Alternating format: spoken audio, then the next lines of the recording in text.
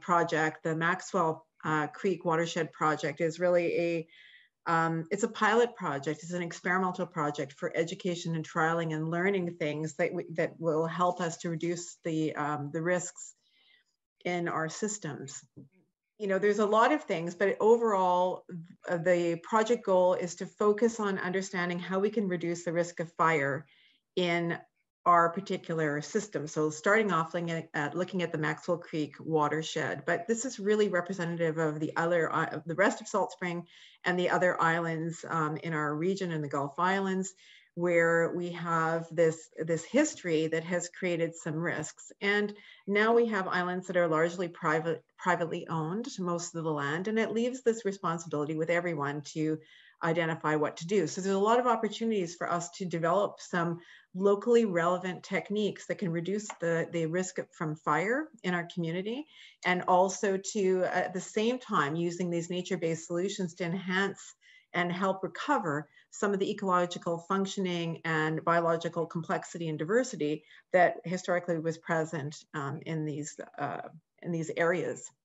So as you see here, we've got a number of core partners today. I'm here with Robert Seaton from Brinkman Earth Systems, and he will be speaking to the fire hazard assessment that he's been doing in the watershed, which has relevance for the whole island.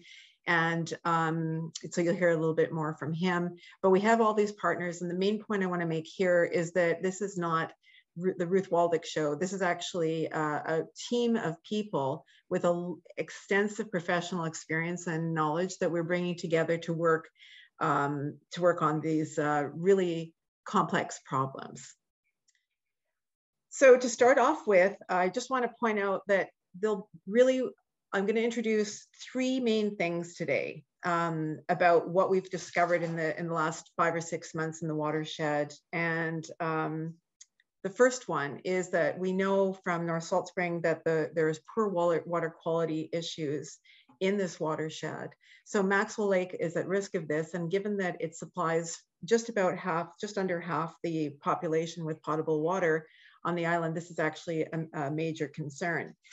The poor water quality is also something that we need to find different approaches to dealing with, because we know that sedimentation and roads are a major factor in this watershed that is limiting the quality of the water that's going into the lake. So we have identified that. What we need is different approaches, because the approaches that have been in place for the last 20, 50, 60 years are the reason why we're having these issues. And so we'll talk a little bit more about this to you today. And then the second issue is fire hazard and the extremely high fire hazard in the watershed, which is characteristic of the largest proportion of our island and probably other islands as well. And what's important here is that the fire risks are extremely high, that there is actually no guidelines or management protocol for reducing fire risk in our particular ecologies. So we're actually, Mitchell Sharon said to me, Ruth, get me the science. And that's what we're doing. We're trying to tackle this issue of a gap and develop some techniques and test them and to get the information out. So this is an educational process. And that this comes from everything that we're dealing with is a legacy effect of what has been happening in the land before. The third thing that I want to introduce today, that Robert and I will introduce, is that this idea of the vulnerabilities, where we're vulnerable to climate change in particular. Climate change is going to make everything worse. So the impacts of erosion, the effects of the roads on water quality, the fire risk is all going to be amplified by climate change. And this is all a result of land use practices that we really need to be changing. So this includes things like the sedimentation and phosphorus issues, all are related to roads, trails, and ditches in the watershed, including the Maxwell Road. Logging and the history of logging has made completely massive changes to the forest systems. It's altered the way that the water stays or moves through the system. So water moves very quickly through the system now. And then you add on top of that culverts and ditching and drainage. And what you get is a system that's looks very different from what it was, very different hydrology, and the loss of wetlands, all of this means that water is moving really quickly through the system, and we need to slow this down. So this is all the legacy effects that we're seeing now. And it results in a lack of biodiversity, and there's a big feedback loop that if you don't have biodiversity, the structure in the forest, then we have these problems are amplified. So to start off with the first issue, the poor water quality, although we have not been measuring phosphorus, it's not part of our capacity to do that, we have identified that poor road management on the Maxwell road is the top contributor of sediments.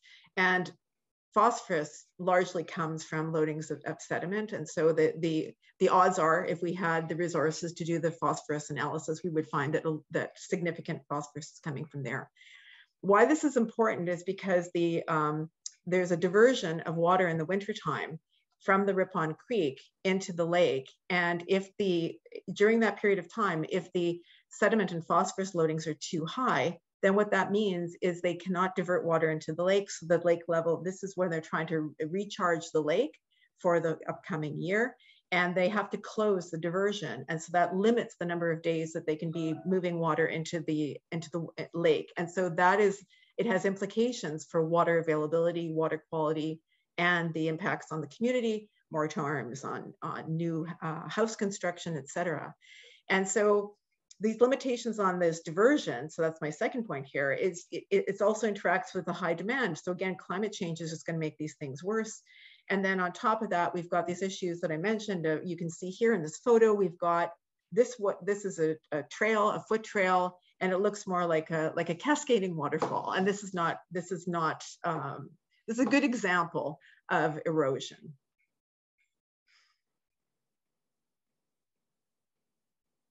So just to point out specifically the issue at the Maxwell Road. So you see here, I hope you can see that there are 2 points where creeks are crossing the Maxwell Road. The Maxwell Road is so Darlene, if you can just move your cursor up and down under the double S along Maxwell Road to show people just to the left of the arrowheads.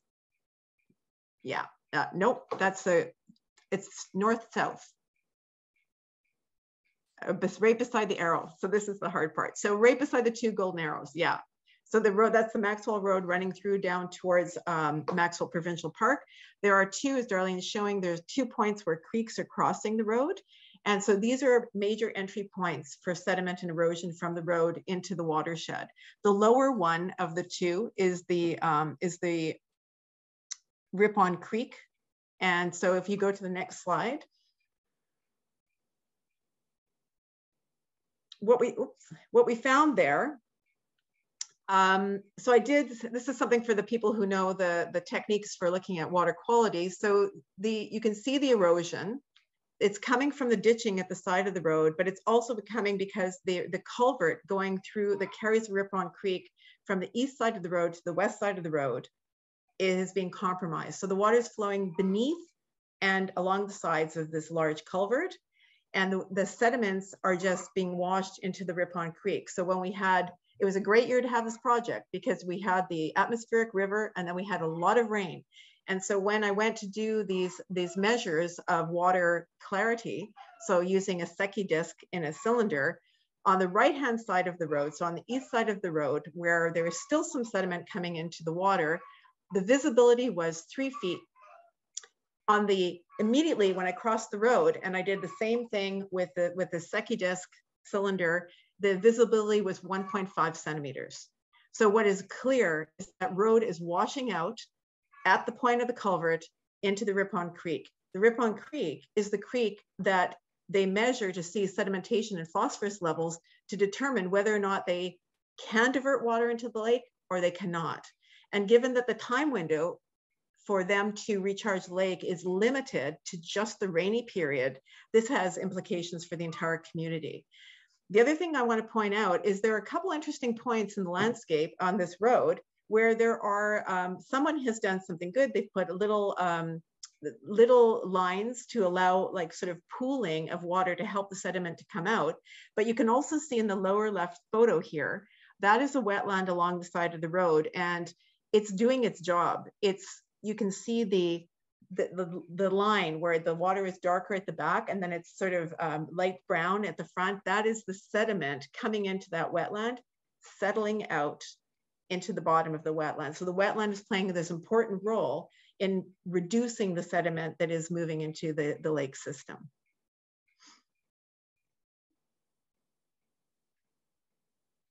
So what do we do about this? Well, there's a couple of ways to look at the roads. So having observed the rainfall patterns in this past 6-7 months, there are some roads. Initially, Darlene was pointing to the road right around the lake. That particular lake, that particular road around there, it goes on a steep slope straight down to the lake. And there was a huge amount of rainfall straight down there, like a river, like a channel going straight down. So if the road was meandering, it would be less severe. So a lot of sedimentation is probably coming from the roads immediately around the lake, which suggests they really need to be decommissioned, or perhaps some alternative approach is needed where berming or slowing the flow or moving it off or something like that. But it's an interesting opportunity for experimentation and for nothing but, you know, improving the conditions no matter what we try. The second is that Maxwell Road themselves, so there are issues with culvert management. There's issues for how they try to speed up the movement of water by deepening the ditches. And all that does is increase the volume flows so that they're actually carrying more sediment. They have more force behind them. And so we need to kind of reverse the logic of how we've been doing things. Okay, Darlene. So the second element, so the second issue that comes up is the fire risk. So again, as I mentioned, this is the historic way that people have been managing the landscape is created the risk, the hazards that we're seeing now. We have over 100 years of fire suppression because that was the mindset for the longest time, which has allowed fuels to accumulate in our system. We have on top of this, we saw this last year, we have drought and heat events that are becoming very extreme. And it'd be great, you know, I'm really glad that Mitchell's here and we have people like Robert who understand heat and fire behavior. And then the third is that we have these human activities in the past that have reduced the water table and we have less water holding capacity, less moisture in this environment, which also has effects for the fire intensity. So now I'm going to pass over to Robert, who is the expert helping us with the fire assessment. You could stay on the previous slide, Darlene, please.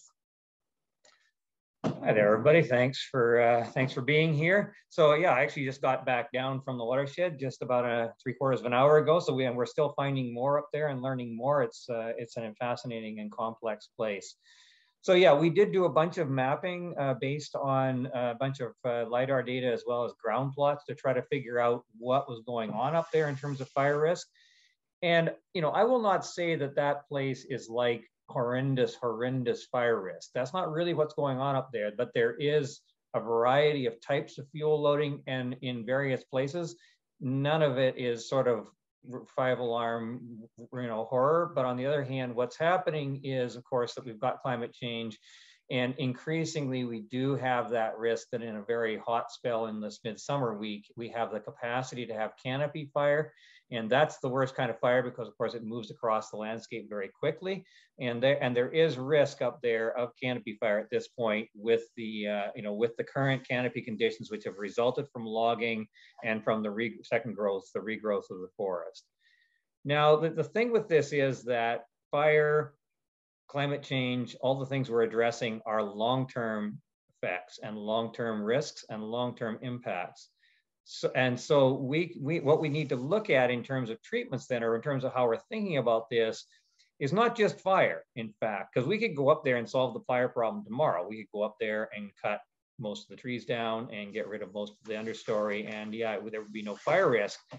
There'd also be no ecosystem. There'd be a change in the hydrology again, which would be negative. There'd be all kinds of other impacts. So what we're looking at here is a much more complex system with much more complex solutions that are going to take decades to really finalize. Okay, let's go to the next slide.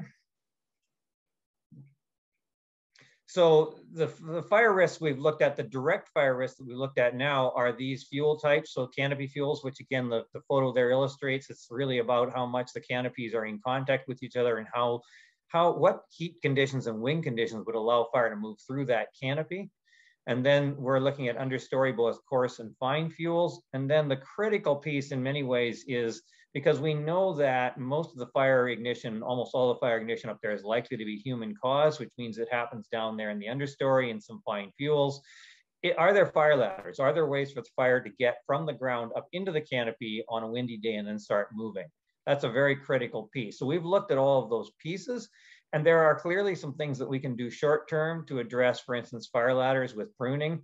But the bigger picture, both from fire point of view, but also from point of view of the ecology, is what we can do long term to change that system up there to be one that's actually A, closer to where it would have been as an older forest, B, that is adapted to climate change, and C, that has lower fire risk. So let's go to the next slide. So the kinds of things that we're looking at doing is to not necessarily, we don't want to eliminate the fuel, the so-called fuel that's on the ground, so the fine and coarse fuel, because actually a lot of that coarse fuel will decay into very important moisture holding elements, which in fact are important to reducing the fire risk by maintaining more moisture in the system. But what we do want to do is eliminate places where fine fuels are potentially both creating and transmitting fire and also creating enough fire heat that the fire could move up a fire ladder into the canopy. So we want to carefully alter the fuel loads on the grounds. And in some cases, we actually want to increase the coarse fuel loads. And there's lots of examples up there right now. The stand we were just in, where there's virtually no coarse wood on the ground. And we need get that coarse wood back onto the ground to start decaying and start creating that organic layer that will hold moisture and reduce the fire risk, the risk that the trees get really dry. So it's not as simple as we're going to get rid of the fuel on the ground, but it is that we're going to manage the fuel on the ground to provide a long-term input of organic matter into the system, while at the same time not having accumulations of fuel that are so extreme that they could turn into an inferno right now. And part of that then, there we go. Good. Yeah, there. And part of that then is also that we need to understand the role of the native vegetation in managing this. And one of the things that's gone on up there, because this sand was logged, it came back as a quite dense second growth stand in most places.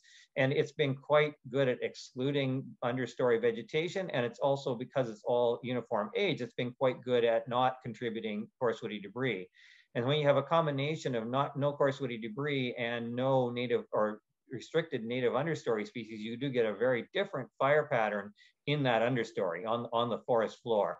So what we want to do, what we're essentially want to do in terms of treatment is to actually start introducing a gap and clump structure more into that stand. We want to start opening up areas where light will come through. We were in an area today actually that was previously thinned, and that shows good examples of this, where we're starting to see a second story of trees coming in, plus the salal and other native species thriving better. And it's creating a much more diverse stand with more diverse canopy gaps that will inhibit fire, and with much more diverse understory and fuel and moisture levels that will also help to inhibit fire. So fire in changing the fire regime out there is not a matter, as I say, of simply managing fuel. It's a matter of trying to restore an ecosystem to a state where it's more fire resilient, keeping in mind that the ecosystem we're restoring to is not necessarily the one that the nations would have had there 150 years ago, because we do have climate change.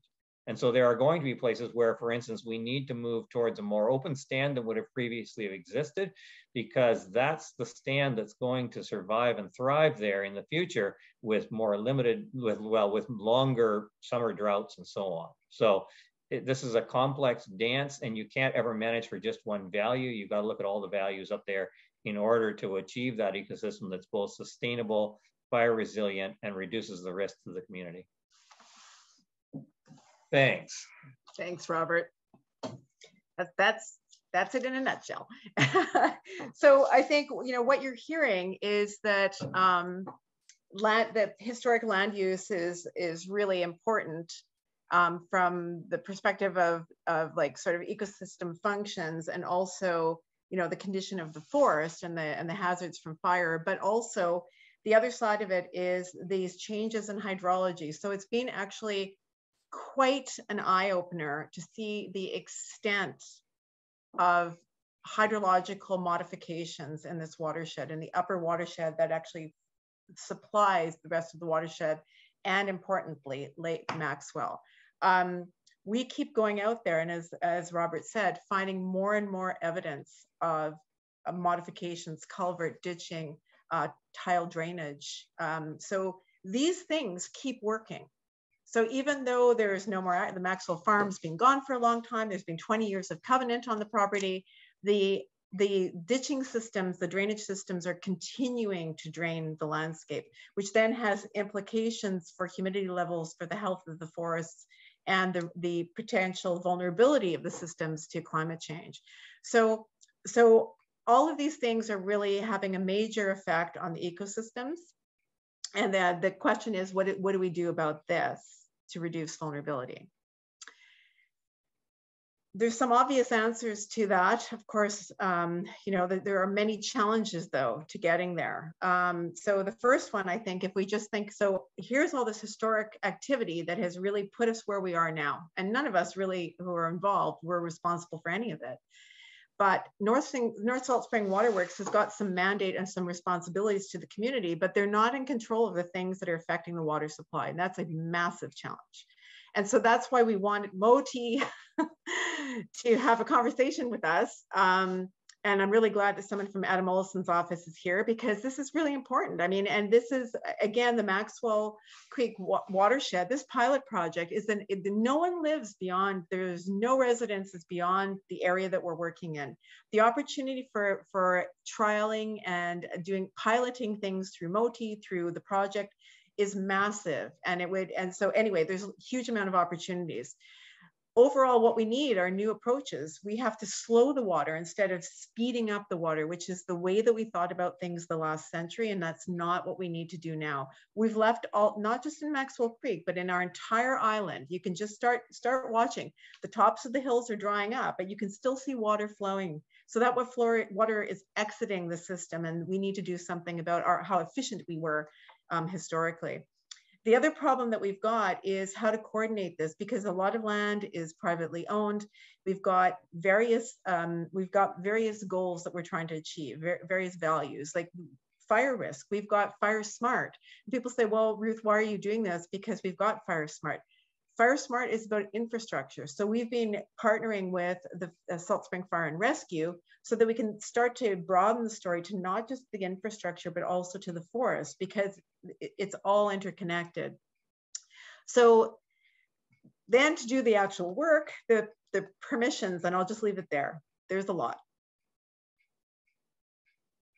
So what's next for us? I've got some things that I want to kind of prompt for the discussion. This is like, so the purpose of this presentation is to tell you some of the real wicked problems that exist in this watershed, and for us to have a conversation about, you know, what is it? What are the opportunities? How can we move forward? So as I keep mentioning, I think that this is a great opportunity because of the importance of this watershed to the entire community, to develop and test new water slowing methods and new approaches and combining with new approaches to managing roads that will eliminate damage to the roads that the fast flows of water are doing, and just allow the ground and the ecosystems to do what they're supposed to do, which is take the water, slowly move it through the ground, and then it does continue to move towards the lake and through the watershed, and it can appear in July and August when we actually need it, instead of just running off the watershed.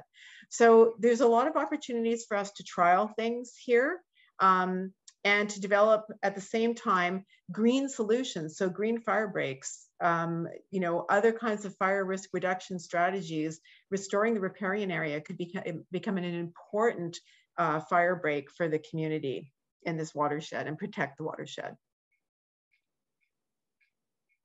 And so the other opportunities that we need to get our heads around is coordinating information sharing and resources, so that so the people aren't confused. Because right now, I am hearing in the community that Transition Salt Springs brochure about fire and forests and what you should do is not consistent with Fire Smart.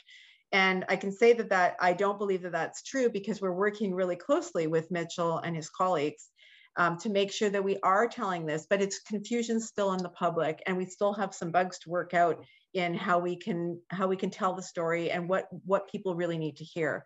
So what we need are to develop some island smart tools, not just for the community at large, but also for the other islands and for regional practitioners, because so much land is privately owned. The Conservancy owns land. You know, we're all facing the same kind of problems.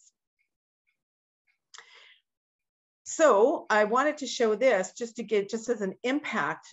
So no one is responsible. I know that this is always a problem. Who's responsible? And it's past the hot potato. But what you're looking at here is the Maxwell Creek watershed. So Darlene, if you can just point in so just the lower, this left side, there's a bit of Maxwell Lake showing there. Just up a bit. Yeah, that's Maxwell Lake. That's just the edge of Maxwell Lake. And that's Maxwell Road that you see running down there. And what you see is a aerial photo from 1975 showing that this was clear cut. It wasn't that long ago. I've ordered photos from UBC, the aerial photos, so we can try to get our head around exactly what did happen over the last 100 years in this watershed. But this is our starting point, that it was completely modified. And the hydrology, I could show you more on that, but I just really want to reinforce to people, this is a heavily impacted and modified system.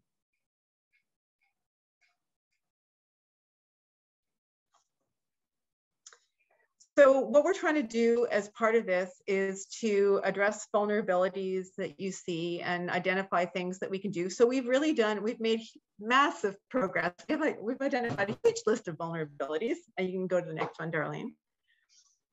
And so really what we want to do is we want to find the solutions, how we can reduce these vulnerabilities. And so as I've mentioned, green fire breaks, the plants that you see here, salal, our native ferns, Oregon grape, these are fire resistant species. So they're actually really good, and we want to have more of them. And it also helps to restore the water holding capacity in the system. So there's a lot of complementarities that we can achieve multiple goals with one specific action. And that's this kind of nature-based or a more ecological approach to the watershed that we're taking. And the community engagement and engagement from other islands is wonderful. I've never worked on a project that has so many dedicated people step up to participate. And we're now connecting with students from the University of Victoria restoration program. And we're having interns in the project. And it's just, you know, as Robert said, fascinating stuff going on there, and lots of opportunities to make things better and to develop strategies that currently don't exist for the Gulf Islands. So I hope that stimulates the discussion today, but I really want to just refocus people again on the low-hanging fruit here is the Maxwell Road, which is really contributing a lot of harm to the lake, and how to do this coordinated collaborative approach. That's still a question mark.